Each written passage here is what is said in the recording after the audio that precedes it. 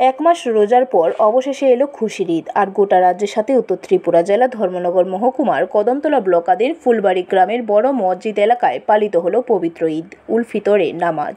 শতাধিক ধর্মপ্রাণ মানুষ ঈদের নামাজ আদায়ের পর কোলাকুলি করে ঈদের শুভেচ্ছা বিনিময় করেন।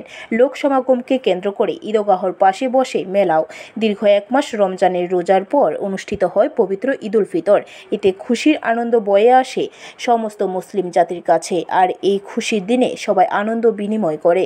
সকালে প্রথমে ঈদের জামাত আদায় করে সকলে। জানা গেছে ফুলবাড়ি পরগনার ঈদগাহটি অতি প্রাচীন ও বৃহত্তর। ধর্মনগর মহকুমা এলাকার সর্ববৃহৎ সংখ্যার মুসলিমরা ওই ঈদগাহতে ঈদের জামাত আদায় করেন। গিয়াস উদ্দিন চৌধুরী বলেন, এই ঈদ থেকে একটি বার্তা দেওয়া হয় জাতি ধর্ম বর্ণ নির্বিশেষে সকলের প্রতি সম্প্রীতি সহানুভূতি এবং সম্প্রীতি ও শান্তি শৃঙ্খলার মধ্যে যেন বসবাস করতে পারি, এই প্রতিজ্ঞা নিয়ে দোয়া করা হয়েছে।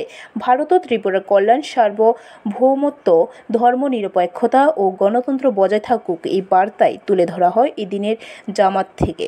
দীর্ঘ এক মাস ক্যাম্প সাধনার পর, আত্মসংযমের পর আমরা 16টা থেকে 17টা মসজিদের এলাকার সমস্ত মসজিদ এলাকা থেকে মুসল্লিরা এসে আমরা এখানে ঈদ উল ফিতরের জামাত অনুষ্ঠিত করেছি।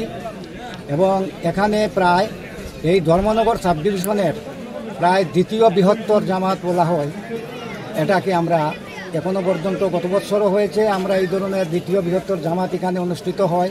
এছাড়া যা ছোটোখাটো আর অনেক জামাতগুলো অনেক জায়গাতে হচ্ছে। আমাদের মুখ্য উদ্দেশ্যটা হচ্ছে এই ঈদের থেকে আমরা একটা বার্তা সব দিকে দিতে পারি।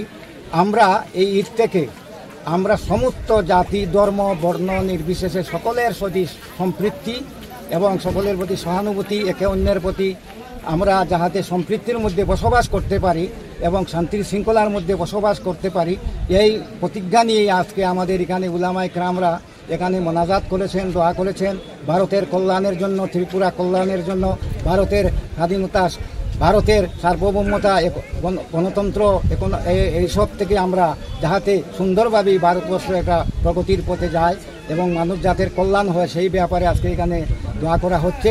ব্যুরো রিপোর্ট, খবর ত্রিপুরা।